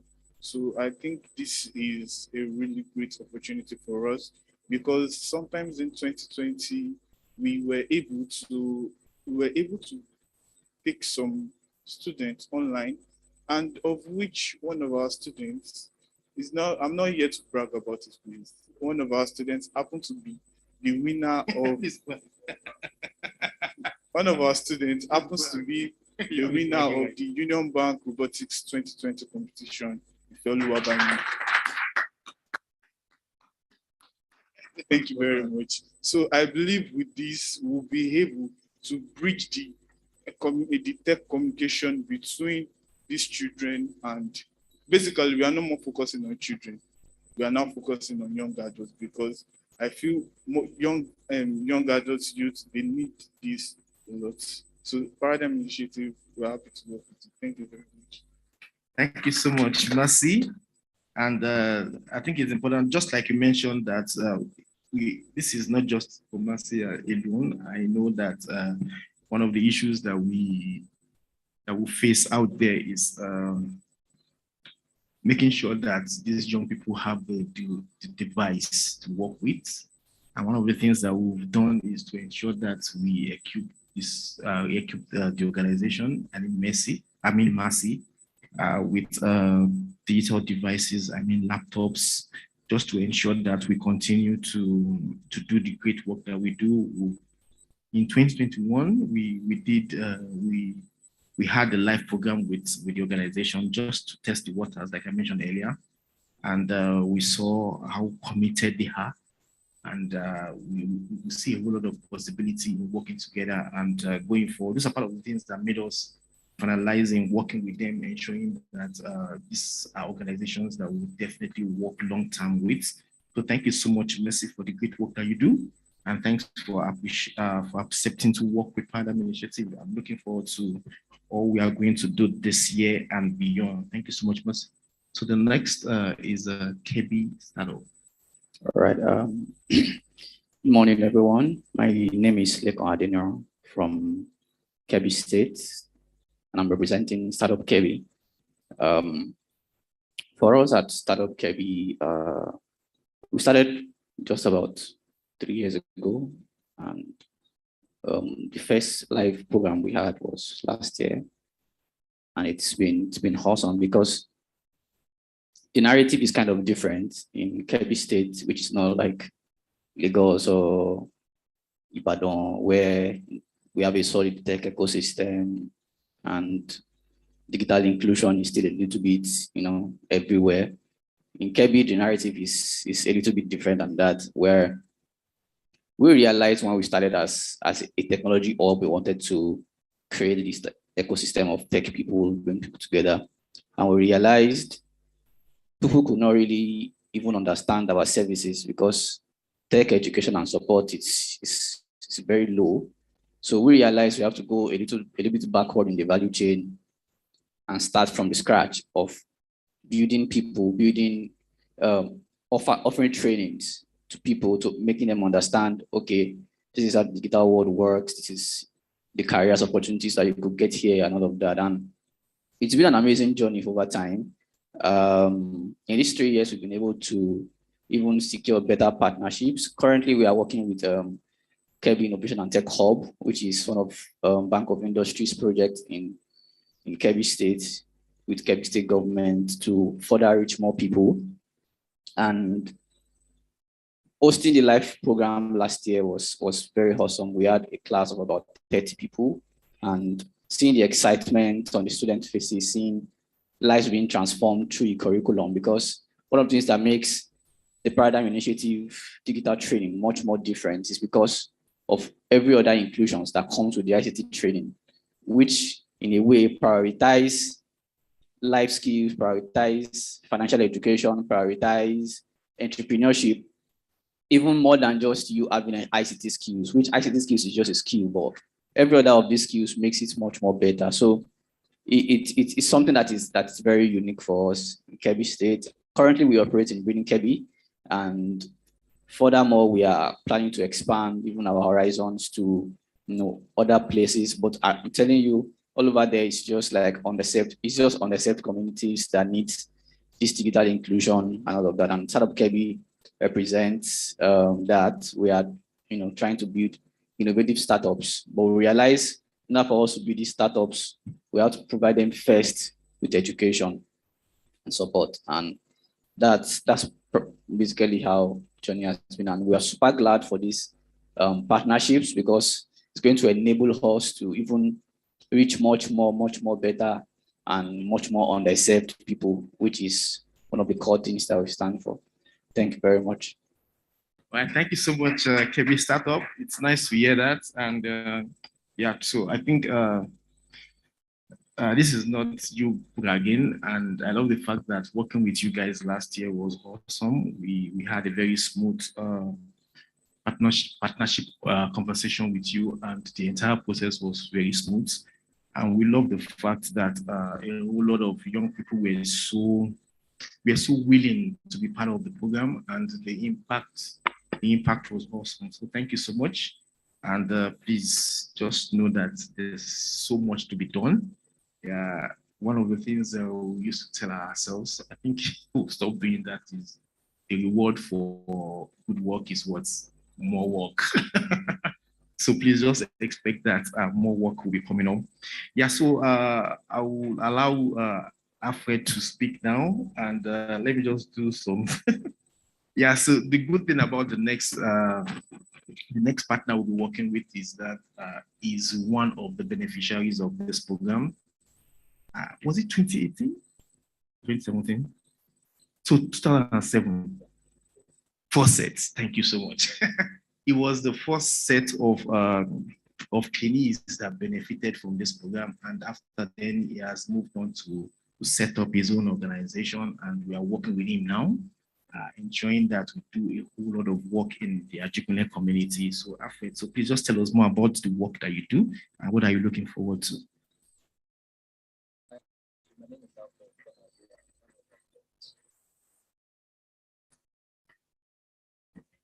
My name is Alfred Konawuke, the founder of the Ajigule Business School.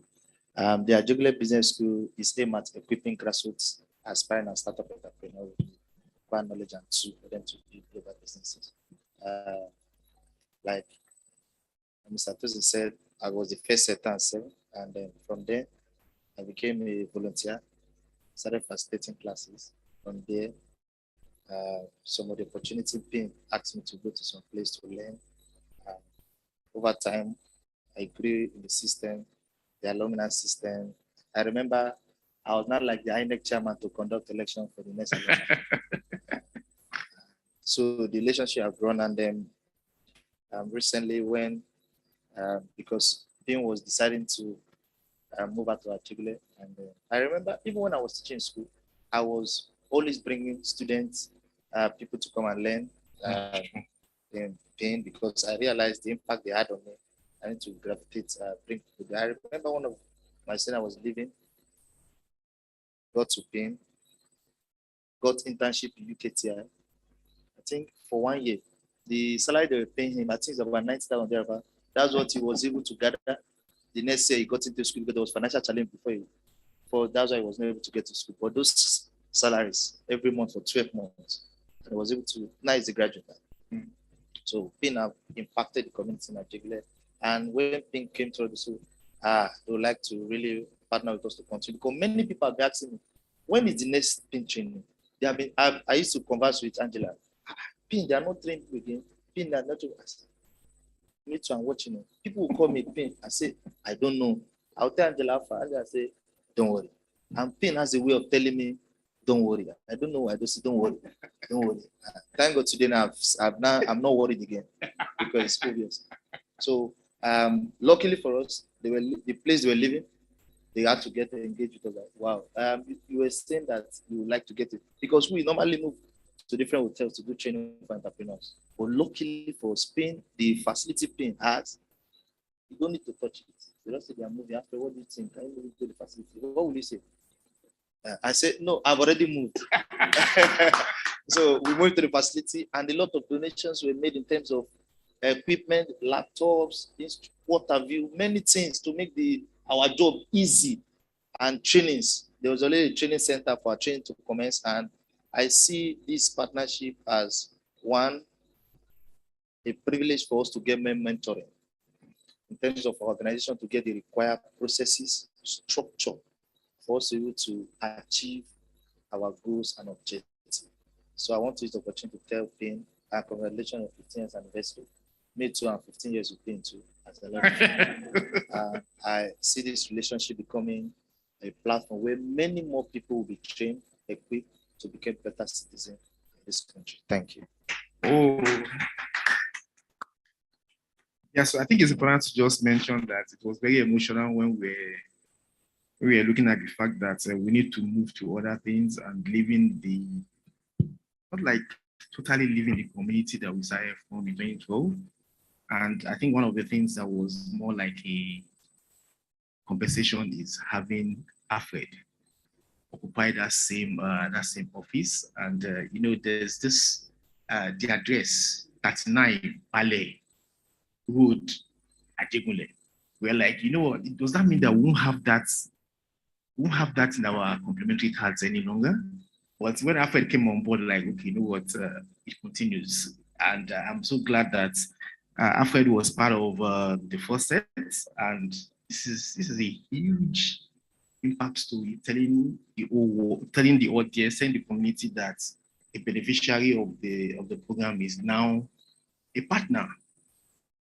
Yeah, like it's like, yeah, you know, I'm so sure that we are so familiar with Olympics when the next organizers are about to hand over, is it the torch or what they call it? They run around and give it to the next organizers. So it's just like we as an organization hand it over to Alfred right now in the same community where we started from. So Alfred, thank you so much for appreciating, for accepting to work with us. And definitely one of the good things, just like you mentioned, one of the good things that that is going to be a benefit for every partners that we'll be working with is just, we won't just leave them to keep doing this on their own. There's a whole lot of mentorship programs that we've designed just to ensure that every one of them are brought up to speed. You know, from the video that we displayed, we started from somewhere, and these organizations that started small as well, we've been able to design a kind of program just to ensure that every one of them will go through different mentorship programs. We train them on how to internally structure your processes and ensure that in no time you become what Paradigm Initiative is right now. Those are part of the things that has been put into the structure of what we've been able to design right now. So please be rest assured. You might be looking at Paradigm Initiative that what we are doing is big, is huge. How can you guys fit into that shoe? But don't worry, we'll definitely work with you guys at every point. So thank you so much, Alfred. We are happy to work with you. And let's move away from Nigeria. We are now moving into, so as an organization, we all understand that it's a Pan-African organization, which means that whatever we do shouldn't just be restricted to Nigeria. We need to ensure that the work that we do is beyond Nigeria. We've been hearing a lot of things. We've been able to cover, if not all, almost the entire region in Nigeria. So it's important for us to hear from people that we are working with outside Nigeria regarding the Life Legacy Program. So right now, I will allow Connector. Connector is from Uganda, and Dennis with South Sudan. Sorry, apologies, please. South Sudan. So we expect Kenneth to please tell us more. Dennis to tell us more about the work they do.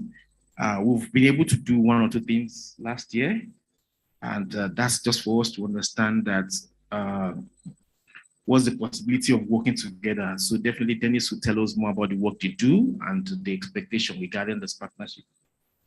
Thank you so much, Tosin. I work as the executive director of Connector. We are going now 3 years in our operations, and I started with a mentorship program because my career is in ICT. And I remember when I joined the university, we were about 120 male or boys. Then there were only 10 girls. By the time we finished, we only had 2 ladies who managed to graduate, and about 15 of us, the guys. So that was a reason why I wanted to do a mentorship program, like to create a platform to talk about STEM, the importance of science, to encourage more girls and boys to take in, the ICT courses. And then after I finished, I went to volunteer as a teaching assistant at the university. And the students that I was interacting with, I realized that there was a very big gap in terms of skills.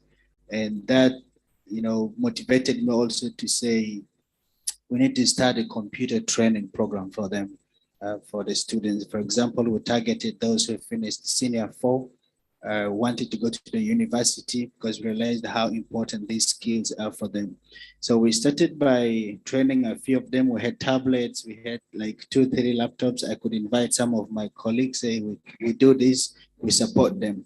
And so we kept on doing that, and the need was growing. We realized also those at the university, those who wanted to learn programming to another level was still challenging. So we worked together with the Google Developers Group, which we formed in Juba. And so our work was going, but of course our reach was small. And then last year, I saw on the Paradigm page, they used to post a lot about the live program and the testimonies and a lot of things happening. Then I said, hey, I see this is happening in many countries. The one that got my attention was for Senegal, or I think for Senegal, and said, how can I be part of this? Because I see that there is something good and it's in line with what we're doing. And then Tawikile is like, okay, the right person is Tosin, please get in touch, explain this. And it was a wow, I could say. We introduced the program in South Sudan, more of an awareness. We brought in students. And after that, we were like, this program is good. And so we had this kind of engagement to see how we can use the curriculum in the live program to also develop the skills further than just the computer skills that they get. And I'm so much excited that some of the students who actually were part of the program, I had one guy, he's called Thomas Bidal. He participated in the virtual program. In one of the trainings that we had, I invited him and he was conducting a session on Google productivity and the tools. And I was so happy that he has the interest, and he showed me that he really learned a lot of things through the live program. So I'm excited, and I look forward to reaching out to many more other young people and youth in our community to make sure that they have these skills with them. Thank you. Thank you so much, Dennis. It was just awesome to hear that. And like we saw on the video, the virtual program that we had, the virtual training that we had some participants from South Sudan. And I was glad to connect them to Dennis so that we can work together and see how we can all ensure that this digital literacy gap is being addressed. So thank you so much, Dennis. We are so glad. Working with you last year was awesome. Yeah, I love the fact that when partners are very passionate about the work that we do, it makes the process very smooth. It's a different thing when you are trying to make partners understand the work that we do. But when you work with like-minded partners, you don't have to talk too much. They're always so passionate about, let's get to work. What do we need to do after this? So thank you so much, Dennis. Working with you has been awesome. And I think it's important to just mention that it's even beyond the data inclusion program that we work with Dennis. Dennis has been our, as we say in Nigeria, sure plug. He's our sure plug in South Sudan. Thank you so much, Dennis. And last on the list is from DigiCon. DigiCon is an organization in Uganda, and we have their representative here, and she'll be telling us more about the work they do and our expectation, or their expectation regarding this partnership. Good morning, everyone. My name is Adiola Chiosakwe. I'm representing DigiCon. DigiCon is the education subsidiary of Blue Flamingo Africa, Digital Africa. And Blue Flamingo is a Pan-African digital marketing agency.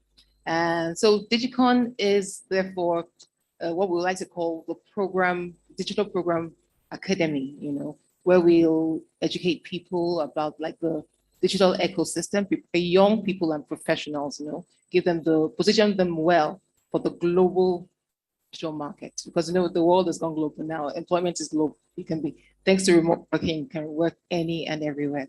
So that's what we do. So we give them the right mindset in terms of what digital is all about, that ecosystem, because there's a lot of value in that system in terms of technology, in terms of interactions, in terms of connections.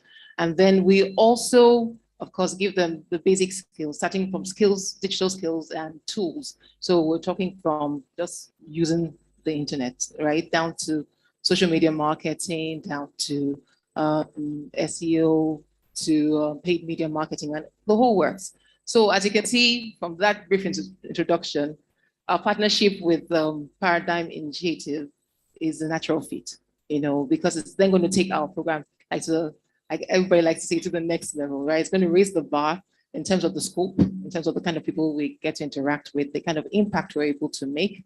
Also, we believe that because of the add-ons that they have in terms of mentorship, entrepreneurship, internship, all of that's going to add a whole lot of value to what we have, and we are really excited about it. And if nothing else, I mean, even the testimonials we got to hear today is enough to excite us even more, because for us, this is a very exciting initiative. It's always nice to be part. It's always not just nice. Nice is just a very simple word, but there's something very fulfilling about being part of initiatives that impact people and therefore the world. Because when you impact one person, it tends to lead to connections everywhere and the world is impacted. So we're very excited about that. And really just those impact stories have really touched me from the first to the last. I think it's very exciting. And to know that we're going to be part of this kind of great, activity is mind blowing. So thank you so much. And we're looking forward to doing great things together. Thank you. Thank you so much. Yeah, so thank you so much. I can't thank you guys enough, and I'm excited that there's a whole lot of great things that we're going to do together. Yeah, from the video clips and from the ED sharing the story when we all started and all that. Doing all that for 15 years alone and seeing the impact stories, I think that says a whole lot. Now having, I say, branches, not having other organizations going to do the same thing that we've been doing for a very long time, and not just within the communities that you guys are so familiar with, now taking it beyond the place, beyond the communities that we are. I'm excited of the work that is going to go into this.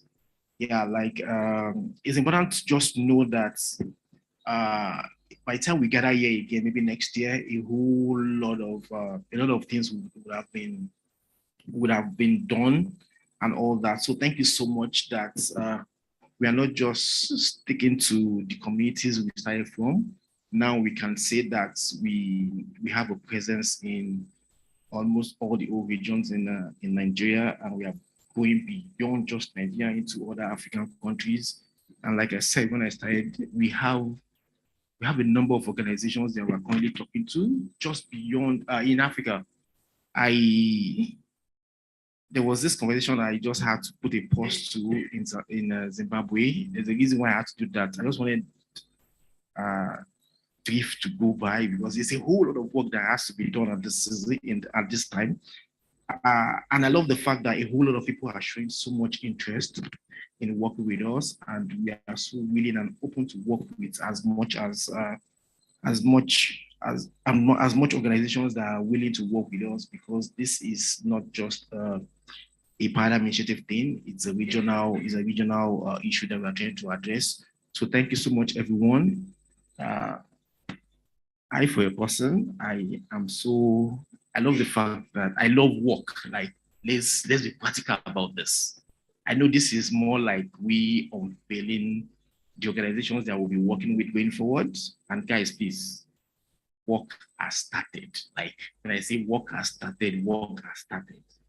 This is just we officially unveiling the partners that we'll be working with this year. Guys, please, you will see me constantly in your inbox, in your DM and all that, please.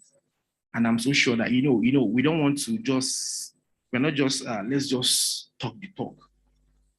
We want to show, we're an organization that we are more concerned about the work. Like, let's show proof that we are getting this done. So please, there's a whole lot that we need to do this year and beyond.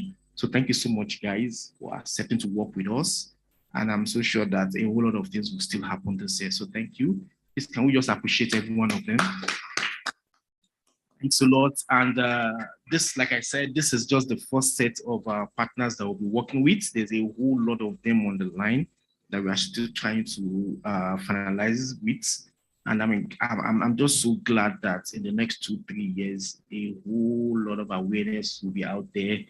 A whole lot of things will be done in terms of the impact stories that we had today is small.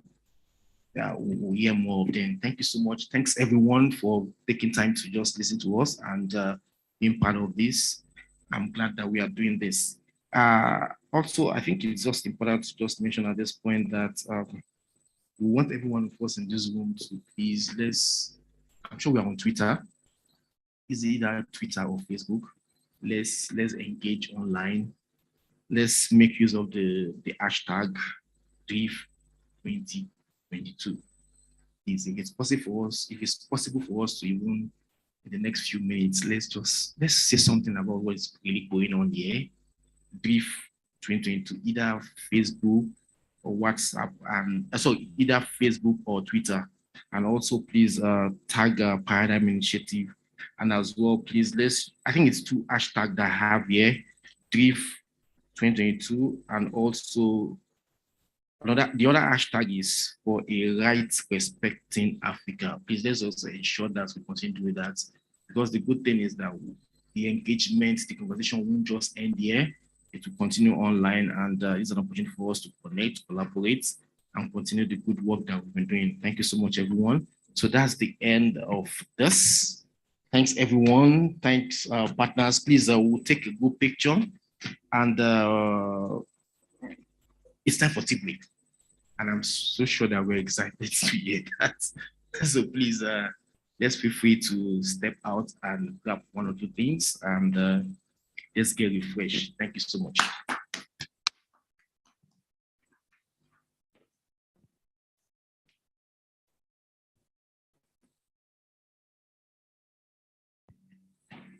Sorry, Nina, please, can you join us here so that we can have this together?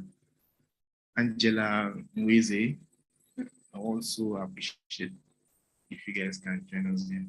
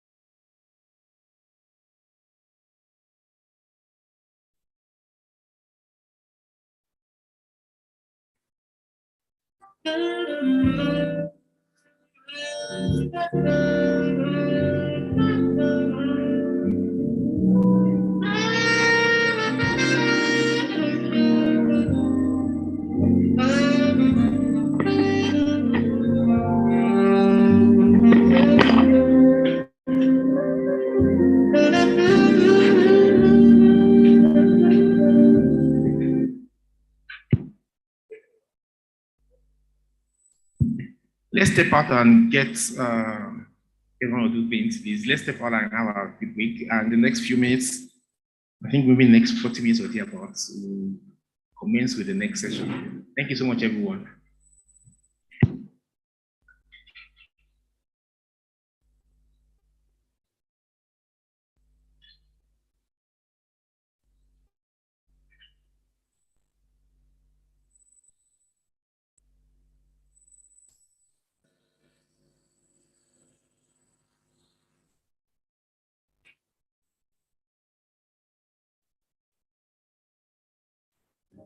Nothing you say, nothing could change the love that I promised you. When I promised you, I'd say, it's 'cause you're mine, it's 'cause you're you, it's 'cause I'm loved, it's what I do. Yes, I know all there is to ever know, where you've been and where you'll never go, all your mistakes from yesterday and the ones you'll make tomorrow. You've been trying so hard to comprehend what kind of love could cover all that sin. Just know there's nothing you could ever do that would ever change my love for you. Don't ask me why. Don't wonder how. Don't bother asking how. Possible to love someone like you. It's 'cause you're mine. It's 'cause you're you. It's 'cause I'm loved. It's what I do.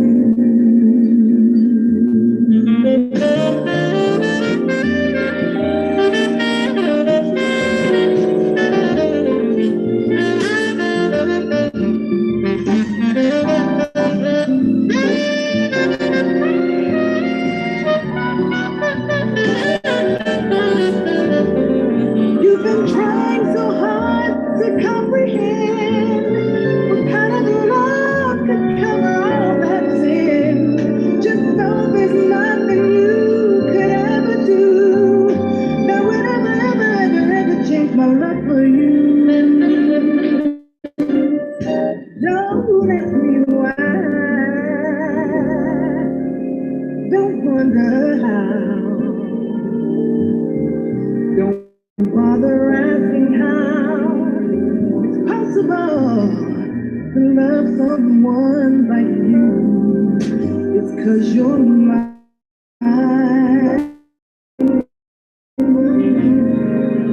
It's 'cause you're you. It's 'cause I'm loved. It's what I do. It's how I'm wired. I don't ever get tired. My love's secure.